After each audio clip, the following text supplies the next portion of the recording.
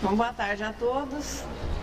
Continuando a sequência, veja, do estudo do mês passado, daquele aspecto de avaliação de textos. Hoje o nosso assunto é pureza doutrinária e literatura espírita, que são assuntos ligados. O que comprometeu, veja, aqueles textos que foram considerados não adequados para o estudo da infância, foi que eles estavam ferindo princípios doutrinários. Então, se eles estavam ferindo princípios doutrinários, é importante nós começarmos a descobrir o que é exatamente pureza doutrinária, que às vezes é apresentada assim como alguma coisa elitizada, difícil. E pureza doutrinária não é nada disso. É uma avaliação de quais são os princípios espíritas e a análise de que se aquela obra, aquele texto, aquela história, aquele assunto, ele está dentro, ele tem apoio nos princípios filosóficos da doutrina espírita.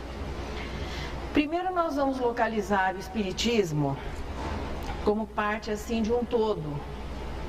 O que existe, e não poderia ser de outra maneira, o que existe é um plano voltado para a instrução da humanidade terrestre.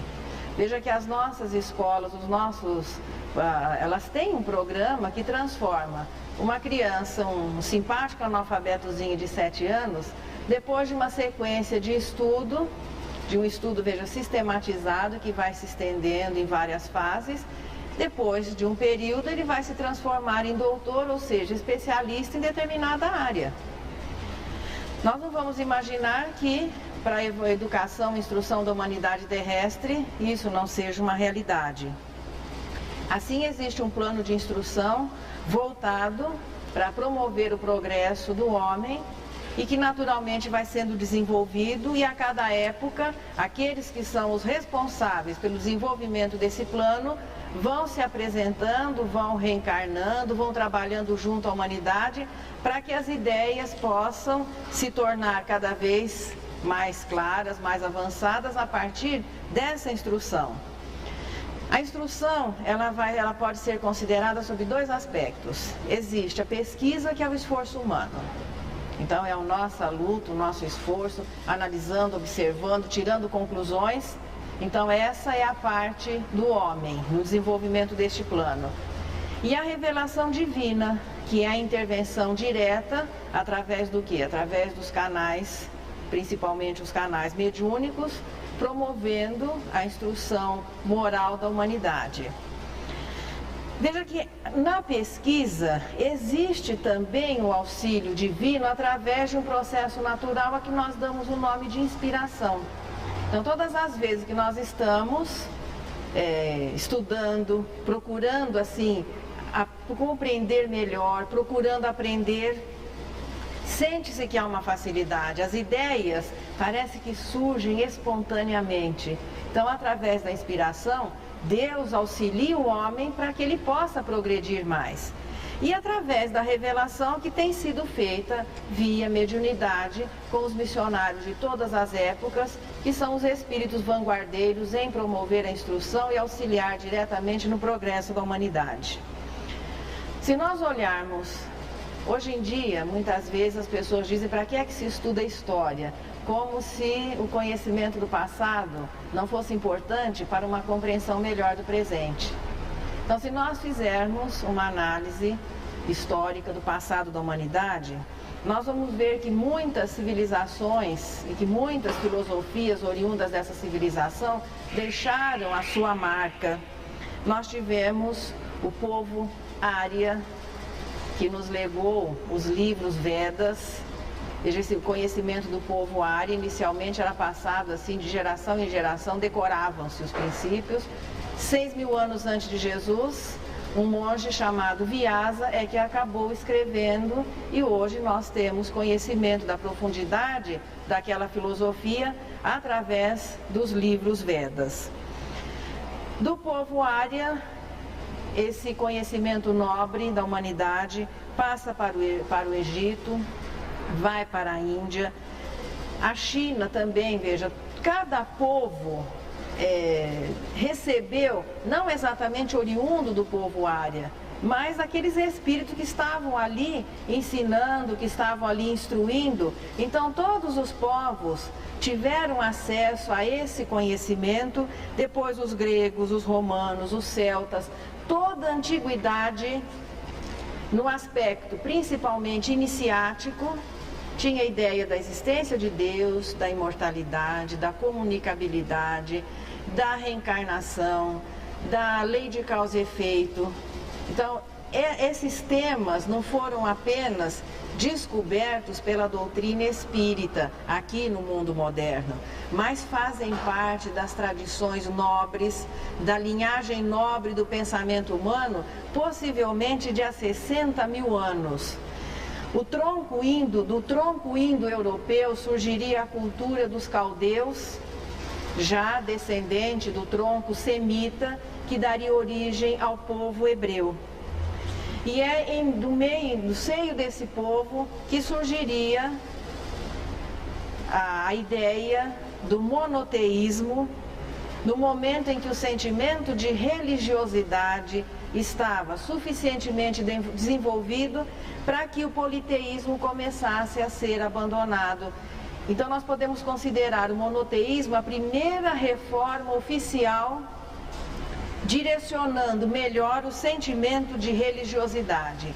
E ela aconteceria com o trabalho de Moisés naqueles 10 itens, naqueles 10 parágrafos que constituem o Decálogo. Ali se oficializa o monoteísmo. O precursor da ideia do monoteísmo foi Abraão, que deu origem ao povo hebreu, vivendo há 3.000 anos antes de Jesus. A oficialização do monoteísmo é com Moisés, 1.300 anos antes de Jesus. Moisés, portanto, foi o revelador, Abraão foi o precursor. A filosofia do Decálogo, a justiça e a oficialização da unidade divina. O Decálogo é, portanto, a oficialização da unidade divina e a apresentação da justiça no seu verdadeiro sentido, a justiça cósmica, como diz André Luiz, não mais apoiada na força, mas exatamente no direito. Todas as pessoas tendo direito a terem os seus direitos respeitados. A segunda reforma religiosa viria com o cristianismo. Se nós observarmos também essa sequência de lançamento da ideia, ou seja, trabalho precursor, passa mais um período, vem alguém que oficializa aquela ideia. Esse fato naturalmente existiu desde toda a antiguidade e repete-se com maior clareza nessa sequência que nós conhecemos como as 3 revelações. A segunda reforma religiosa foi o cristianismo. Os precursores indiretos, Buda, Sócrates e Confúcio, que viveram mais ou menos trabalhando nessa faixa de 600 a 500 anos antes de Jesus. Veja, o trabalho desses missionários, as informações que eles passaram, abrangeram toda a cultura da época.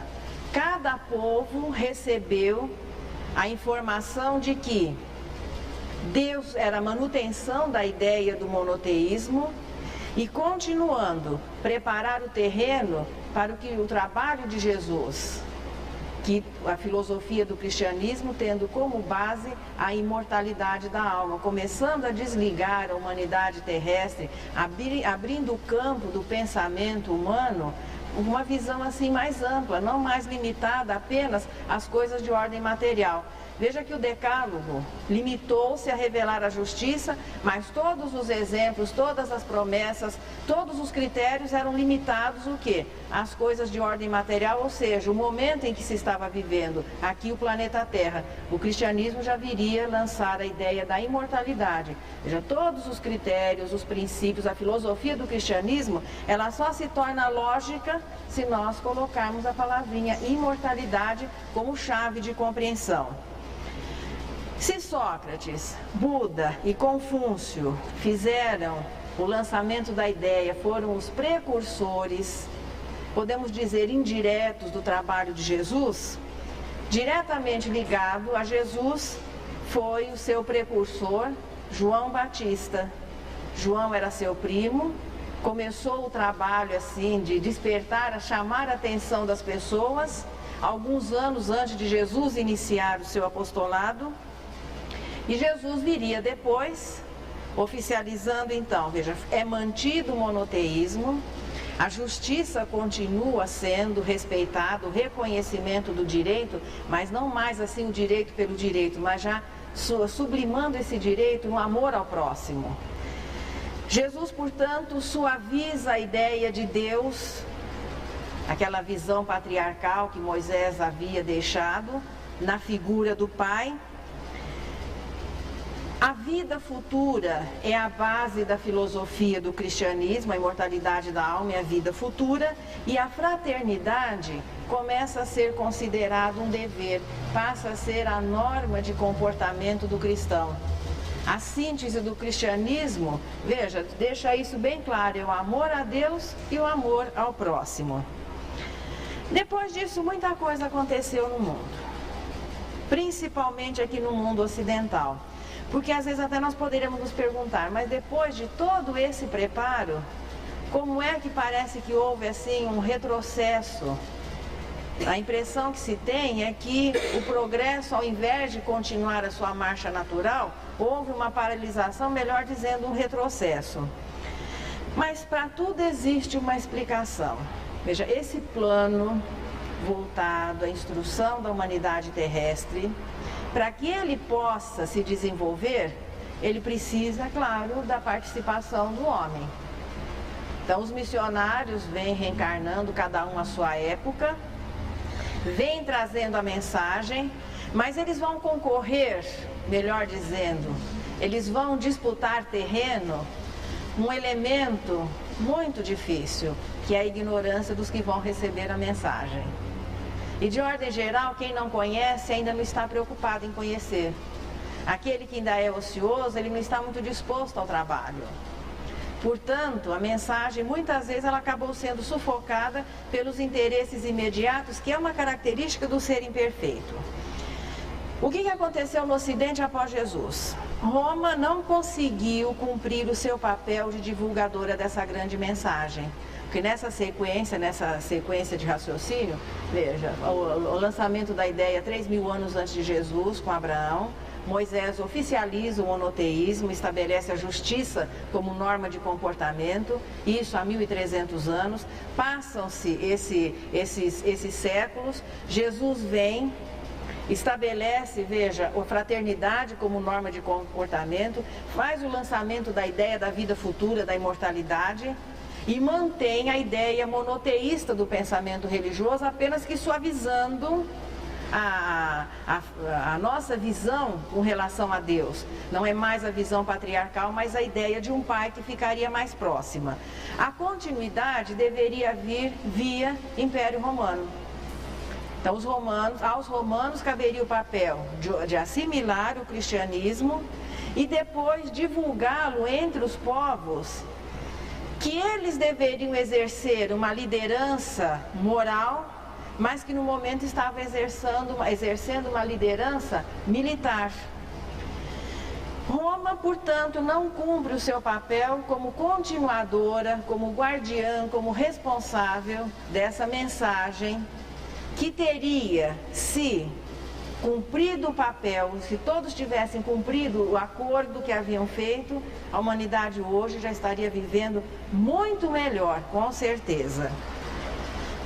Roma não cumprindo o seu papel, o que vai ocorrer é que o Império Romano havia sido formado exatamente para preencher essa parte na história. Ocorre a destruição, a divisão do Império Romano, a destruição do Império Romano do Ocidente, depois a destruição do Império Romano do Oriente. O cristianismo vai distorcer-se através da filosofia, que passa a usar o nome de católica universal. Os princípios cristãos vão sendo abolidos. Então, aquela pureza, aquelas lições cristalinas e simples vão se distanciando do povo, A reencarnação e a comunicabilidade são os dois princípios que são oficialmente abolidos da nova filosofia religiosa, e o Ocidente mergulha de 395 ao 473 até 1453 no período conhecido como Idade Média. Por que é que nós estamos falando tudo isso para se chegar à pureza doutrinária? Porque é compreendendo esses erros do passado que talvez agora nós não incorramos nos mesmos. Se a humanidade, não falando só a visão, só a história no seu aspecto religioso, não, mas se a humanidade estudasse um pouquinho mais do seu passado, veria que nós continuamos milenarmente investindo em coisas que não deram certo. Então era importante fazer uma avaliação dos erros e dos acertos e investir naquilo que naturalmente permaneceu e que continuou promovendo o progresso da humanidade. Exatamente por isso que nós estamos revendo, veja, a história de uma maneira muito rápida e muito simples, esse aspecto religioso, porque se os princípios tivessem sido mantidos, se não as distorções não houvessem ocorrido, se os interesses humanos não tivessem passado adiante dos interesses divinos, veja que é o desenvolvimento desse plano de instrução da humanidade através dos princípios, a unidade divina, a imortalidade, a reencarnação, a comunicabilidade, a lei de causa e efeito, e podemos já acrescentar agora a pluralidade dos mundos habitados, se a humanidade já viesse de há 60 mil anos, porque é a época em que a civilização ária possivelmente existiu. Nós não estaríamos hoje nos surpreendendo com a ideia de que se possa reencarnar e ainda desconhecendo boa parte da humanidade que em espírito somos responsáveis pelos nossos atos. Essa é a chave para a solução dos nossos problemas. Quando todo mundo estiver consciente de que nós somos responsáveis pelos nossos atos em espírito, mas a honestidade vai ser uma consequência, o respeito, tudo mais vai ser uma consequência. Veja que tudo que é divino é muito simples. Mas existe um ditado que diz que Deus escreve certo por linhas tortas, não é? Linhas tortas à nossa visão. A gente poderia melhor dizer linhas replanejadas. Porque com certeza existe o Ministério do Planejamento. Mas o Ministério do Replanejamento é muito mais atuante e funciona 25 horas por dia. Porque entre a proposta divina e o que os espíritos assumem antes de reencarnar e o que nós realizamos depois, e apesar disso, o progresso continua a fluir.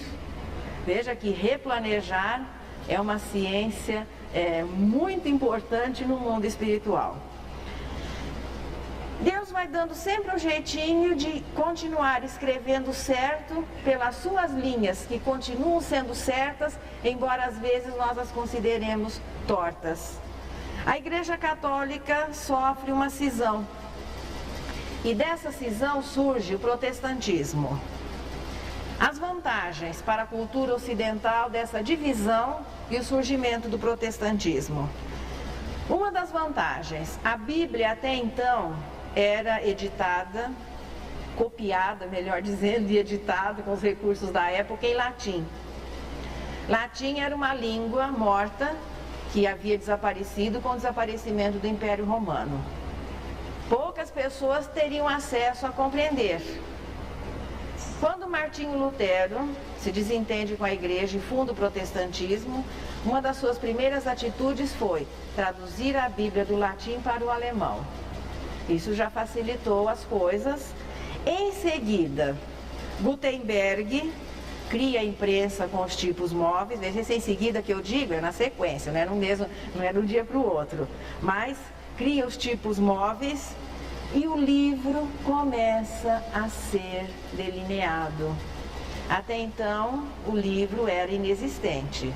Existiam, claro, aqueles livros artesanais, mas não como a partir da imprensa ele poderia se apresentar depois. Veja que o progresso, as leis divinas, ele consegue romper a pressão que a ignorância humana, que os interesses humanos estabelecem. O Renascimento foi a consequência da repressão estabelecida durante a Idade Média e o pensamento humano começa a renascer, a ressurgir em todos os campos, no filosófico, no científico, no artístico. Tanto a filosofia, como a ciência, como as artes, elas vão se desvinculando da imposição religiosa que era uma realidade durante toda a Idade Média. A filosofia, a ciência e as artes tentam crescer, mas o pensamento religioso continua com critérios medievais. E, portanto, vai ocorrendo uma desvinculação da ciência com a religião. No momento certo, tudo existe o momento certo. Passada a Idade Média, surge o Renascimento, o Iluminismo, os tempos modernos, contemporâneos. Veja que vai havendo assim, parece que um alívio. É como se o ar se tornasse mais leve, as pessoas podem respirar melhor. Sente-se isso aqui na Europa, principalmente na Europa, que naquela época atuava muito no mundo ocidental, e um país começa a se destacar e passa a exercer uma liderança muito grande aqui no mundo ocidental. Esse país é a França. Se fizermos uma avaliação dos trabalhos dos autores franceses, existe assim um reviver da época clássica da Grécia. E a gente sente isso na literatura, na filosofia. A França, portanto, exercia uma liderança cultural muito grande no Ocidente, exerceu a época do Brasil Império. A gente vê que os romances de época, todo mundo, a segunda língua aqui era o francês. Sempre a gente brinca que as moças, para poderem encontrar um bom partido, tinham que ter um dote, falar francês e tocar piano. Então, esse era os requisitos. Se era bonita, isso era um outro detalhe depois. Mas falar francês, tocar piano e ter um dote razoável eram os requisitos para que se pudesse conseguir um matrimônio assim considerado bom à época, né? Não estamos colocando aqui sentimentos, a situação da época. No cenário da França, vai surgindo um professor que trazia como recomendação uma reputação assim limpa, um conhecimento e integridade morais inquestionáveis. Ele se diplomara na melhor escola da época, a escola de Pestalozzi, que veja, a época que Pestalozzi teve a sua escola em Yverdon, na Suíça, foi a sua melhor fase no sentido assim material. Ali uma escola que mudou assim, Pestalozzi modificou os conceitos de educação da época, modernizou. Então a criança que até então era considerada um adulto em miniatura, a visão de Pestalozzi passa a ser um ser em formação, em desenvolvimento. Então modificando-se todos os conceitos. Se nós fizermos uma avaliação, por exemplo, dos trabalhos da época, não existia uma moda voltada para a criança se vestia com roupas miniaturizadas do adulto. Então eram aquelas roupas pesadas, cheias de saia, aquela coisa cheia de fita, laçarote, porque era aquilo que o adulto usava, era o que a criança usava. Então não havia aquele reconhecimento que a criança tinha outras necessidades, ela era um adulto em miniatura. E a visão de educação a partir daí passa a ser um ser em formação. Este espírito, tenhamos a certeza, ele veio ser o apoio do menino, naquela época o jovem Rivaio, Hippolyte Léon Denisard Rivaio, que teria um papel muito importante na história da humanidade.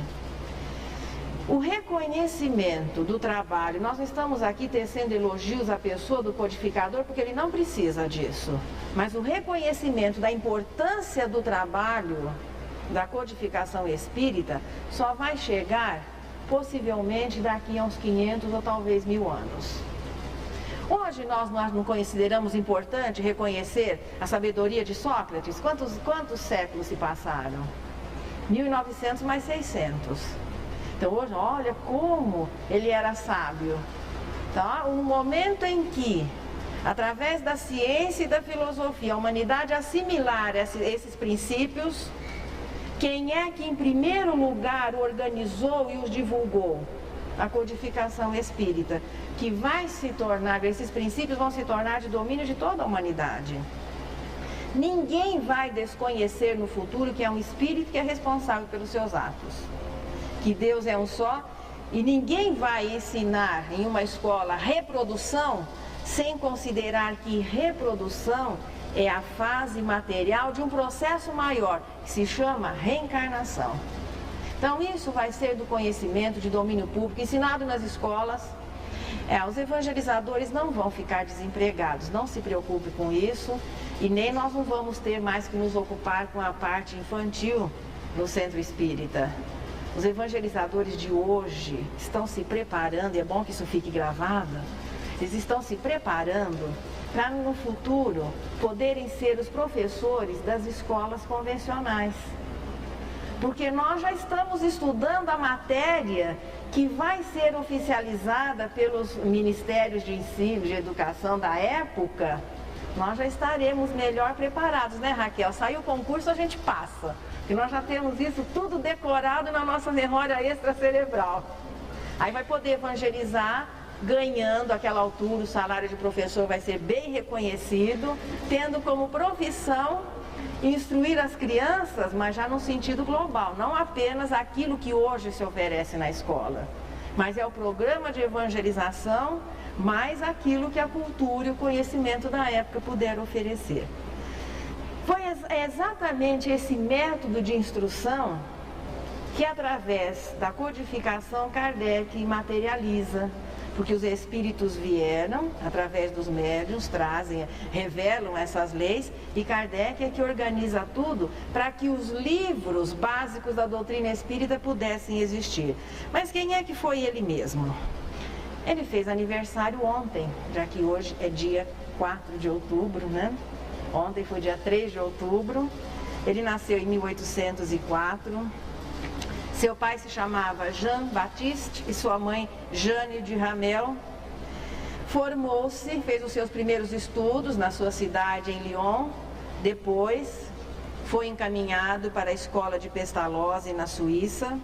Ali ele se formou em ciências, em física e química. Alguns autores dizem que Kardec era doutor em medicina, mas não existe apoio assim histórico para isso. Kardec dedicou-se posteriormente, ele fala isso na introdução do Livro dos Espíritos, ele se dedicou durante 35 anos a estudar hipnotismo e magnetismo, que era, veja, o modismo da época, era a novidade da época. Portanto, ele era professor de ciências e falava francês, naturalmente, a sua língua é mãe, né?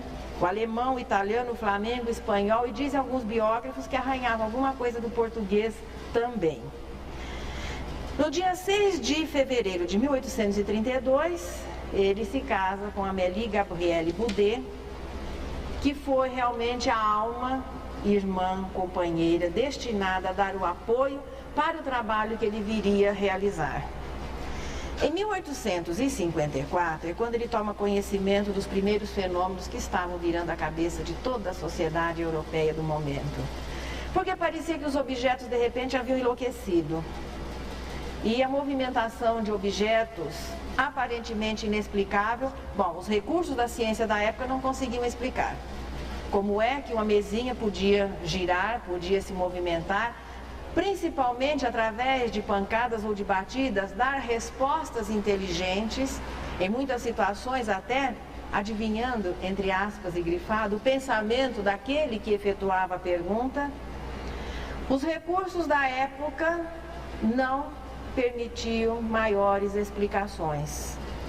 Mas no dia 18 de abril de 1857, como resultado de todo esse trabalho, a partir da movimentação dos objetos, das cestinhas, das pranchetas, os espíritos atuando nos objetos para que as respostas pudessem chegar até a humanidade terrestre, chamando a atenção da humanidade terrestre, e como resultado de todo um trabalho de compilação, de mais ou menos, segundo alguns autores, 20, outros 40 cadernos, que uma família, a família Baudin, já vinha desenvolvendo através dessa maneira, assim, podemos dizer, mais primitiva da comunicação mediúnica, e mais tarde através da psicografia normal, através da mão e do lápis na mãozinha do médium, sai a lume, chega para a humanidade terrestre o Livro dos Espíritos.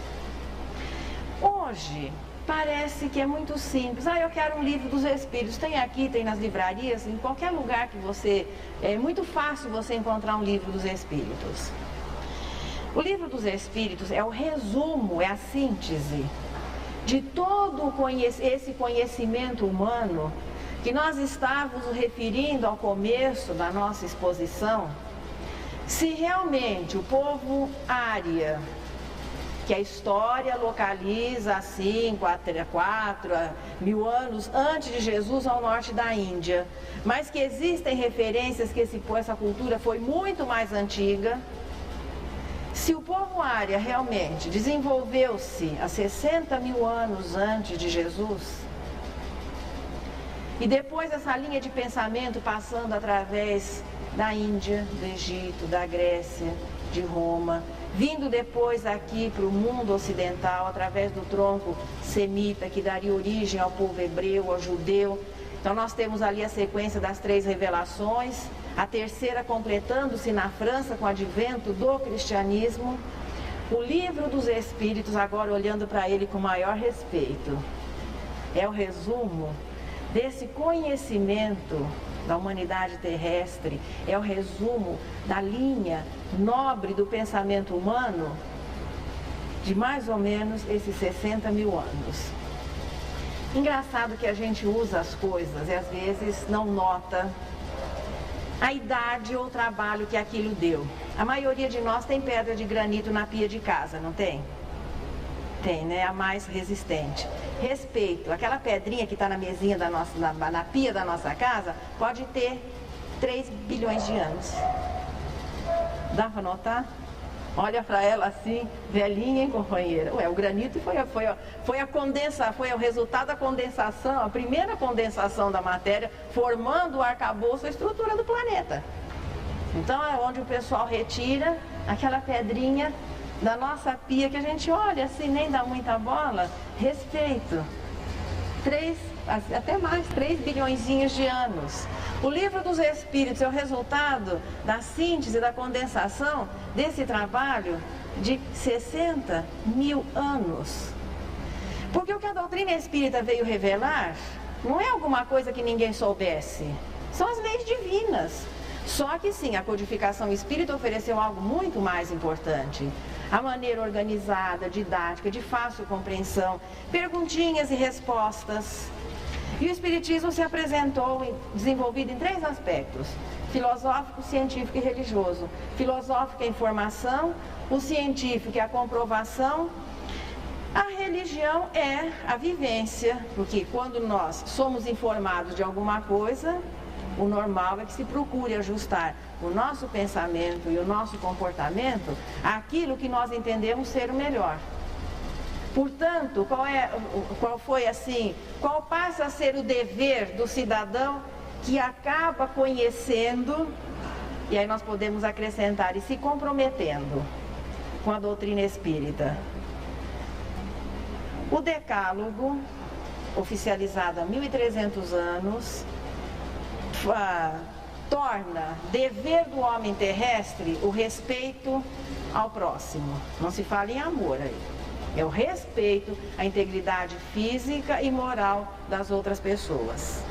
O cristianismo vem estabelecer a fraternidade, porque a unidade divina e a maneira como Jesus suaviza a imagem de Deus, transformando em Pai, nos torna irmãos. Então não é só o respeito ao próximo, mas é aquele sentimento de irmandade. O Espiritismo estabelece como norma de comportamento a caridade, que em primeiro lugar é desenvolvida nas expressões materiais, é nós nos sensibilizarmos pelas necessidades físicas, mas o verdadeiro, a essência da caridade, o espírito da caridade, é benevolência para com todos, indulgência para com as imperfeições alheias e perdão das ofensas. É mantida a unidade divina, Não discordamos do cristianismo com relação à imortalidade, não discordamos do cristianismo com relação à reencarnação, nem com a responsabilidade ante os atos, não discordamos do cristianismo com relação à pluralidade dos mundos e muito menos com a comunicabilidade, já que Jesus oficializou a comunicabilidade entre as duas dimensões. Ele próprio, apresentando-se depois de desencarnado em aparições visíveis e tangíveis, dando prova de que a alma é imortal e que podia se comunicar. A doutrina espírita não diverge em nada da proposta do cristianismo e estabelece, além da fraternidade, a caridade, que é uma responsabilidade maior no comportamento. Na sequência nós tivemos, em 1857, portanto no dia 18 de abril, que vai ser um feriadão no mundo futuro, quando esse programa fizer parte do ensino convencional, vai ser um feriado, 18 de abril. Só que vai ser dia da gente trabalhar um pouquinho mais, não é feriado para descansar, é um dia que nós vamos trabalhar um pouquinho mais, claro, em reconhecimento a esse trabalho todo. Em 1861, o Livro dos Médiuns. Em 1864, o Evangelho segundo o Espiritismo. Em 1865, o Céu e o Inferno. Em 1868, a Gênese. O Livro dos Espíritos se divide em 4 partes. A primeira parte tem a sua ampliação na Gênese, a segunda parte tem a sua ampliação no Livro dos Médiuns, a terceira parte, que são as leis morais, tem a sua ampliação no Evangelho, e a quarta parte, que trata das esperanças e consolações, tem a sua ampliação no Céu e no Inferno. Então são as 5 obras básicas que formam, veja, ali nós temos os princípios espíritas, veja, é a informação e a explicação. A caridade vai passando a ser norma de comportamento e a doutrina espírita começa a ser compreendida como síntese de todo esse conhecimento que forma a linhagem nobre do pensamento religioso. Posteriormente a Kardec, nós tivemos outros autores que não que eles tenham assim, não são obras complementares, como se diz, não falta nada às obras básicas. Mas poderemos dizer, como é uma palavra que me parece foi André Luiz que se utilizou em primeiro lugar ao se referir a essa sequência de trabalho, como obras subsidiárias. Ele usa esse termo no livro Desobsessão, não sei se alguém havia usado antes. Então, obras subsidiárias, fazendo o quê? Detalhando, auxiliando uma melhor compreensão.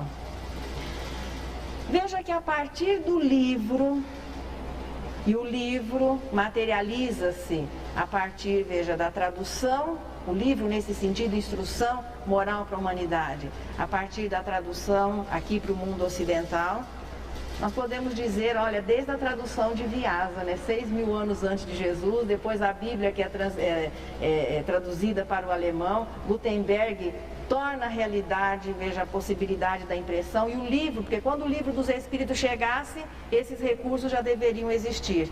É por isso que Humberto de Campos, no livro Relatos da Vida, ele diz que depois da oração, o livro é a única escada pela qual o céu pode descer à terra.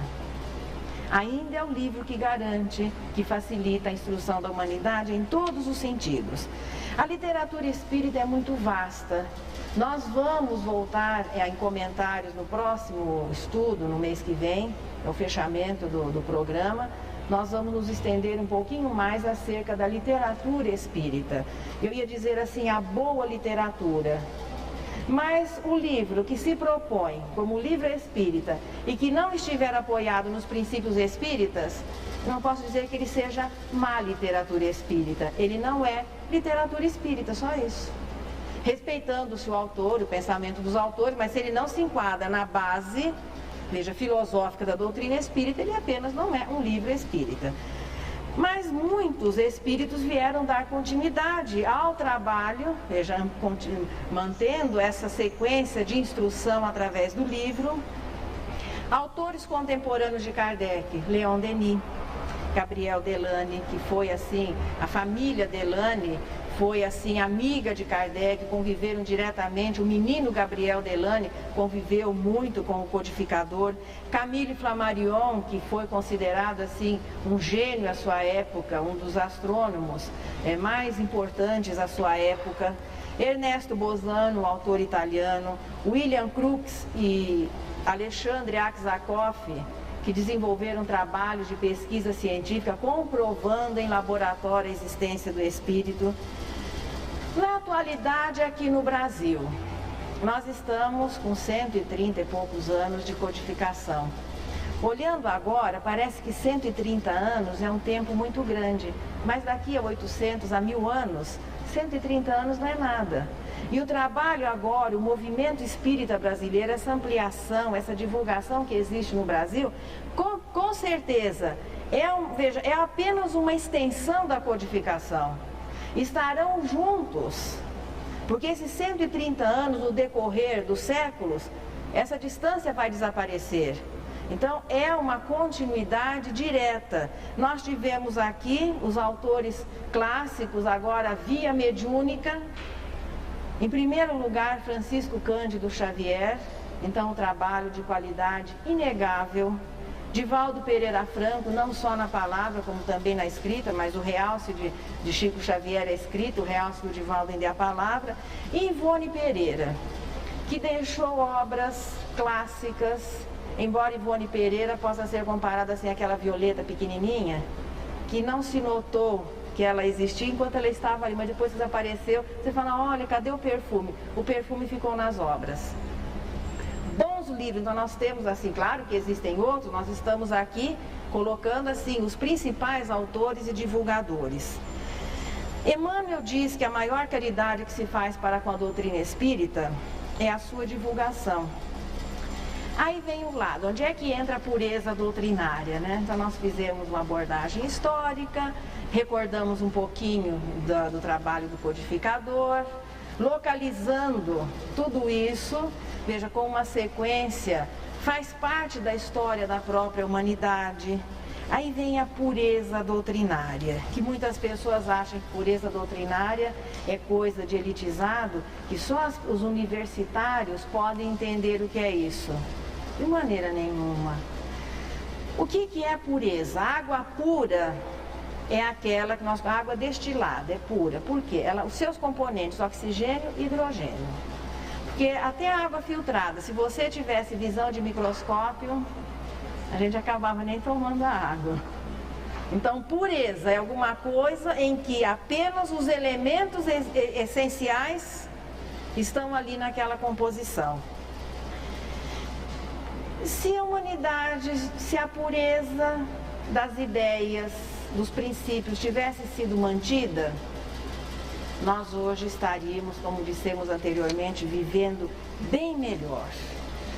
Essa linhagem nobre do pensamento muitas vezes foi distorcida e se perdia. Depois uma nova centralização, outra vez os interesses em jogo e as ideias vão sendo abandonadas. Por quê? Aqueles que se dizem representantes dessas ideias passavam adiante o seu interesse pessoal. Então o que se sente é o cuidado que se deve ter para que não aconteça o mesmo com a doutrina, não com a doutrina espírita, com o movimento espírita. Porque o espiritismo não é nosso. Veja, a doutrina espírita é a revelação dos espíritos acerca de alguma coisa que ninguém vai interferir, que são as leis divinas. A nossa crença ou a nossa descrença não atinge em nada a existência de Deus, no processamento da imortalidade, acreditando ou não que se reencarne, o espírito vai reencarnar, acreditando-se ou não que somos responsáveis pelos nossos atos, somos responsáveis pelos nossos atos. A importância da crença é que facilita o progresso. E é esse o cuidado.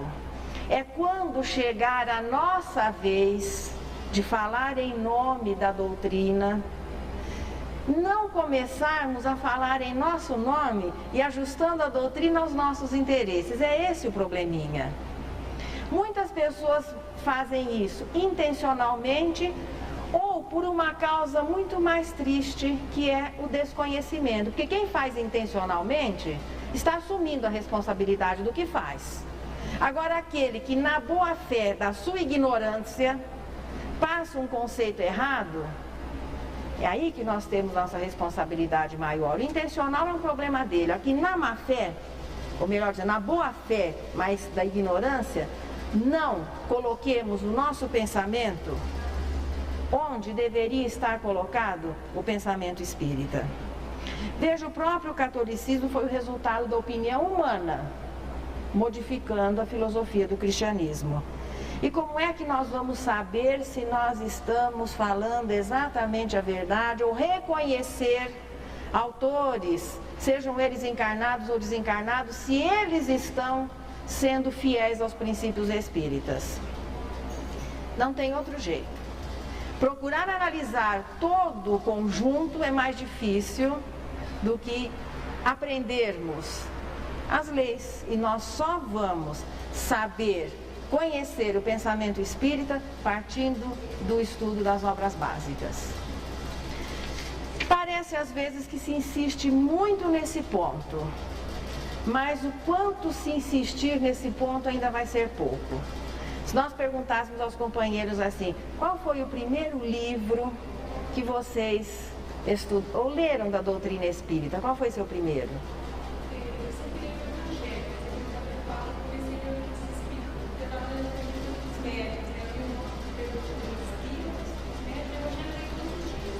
Certo. Quem começou estudando o livro dos Espíritos, levanta a mão. Nem eu. Nem eu. Por isso, o que eu estou falando para vocês é com tranquilidade. Mesmo vivendo, sendo espírita de berço, como se diz, isso não tem significado nenhum, mesmo participando de movimento desde a evangelização, mocidade, não foi o livro dos Espíritos o primeiro que eu estudei, infelizmente. Mas é por isso que hoje, depois que a gente tem consciência, para se falar em nome da doutrina, em primeiro lugar, conhecer, estudar o livro dos Espíritos. Depois, livro dos médiuns, Evangelho, Céu e Inferno, a Gênese e Obras Póstumas. Aí você está prontinho para ser evangelizador, expositor, para analisar toda a literatura espírita, que é vastíssima e que nós vamos conversar um pouquinho sobre ela na nossa próxima aula, sem que nos comprometamos e comprometamos o pensamento do qual no momento nós estaremos sendo o responsável pela divulgação. Nesse final, como sempre, nós procuramos durante toda a sequência do curso apresentar o trabalho do Espírito João de Deus através da mediunidade de Francisco Cândido Xavier, que é o Jardim da Infância. Então são as poesias simples, mais profundas de João de Deus, que a gente vai deixando como mensagem final. Hoje, meu lar. Meu lar é um ninho quente, belo e doce, meu generoso e abençoado asilo, onde meu coração vive tranquilo na sacrossanta paz que Deus me trouxe. Meu refúgio sereno de esperança, nele encontro essa luz terna e divina, do amor que aperfeiçoa, ampara e ensina minha alma ingênua e frágil de criança. O lar é a minha escola mais querida, doce escola em que nunca me confundo, onde aprendo a ser nobre para o mundo e a ser alegre e forte para a vida.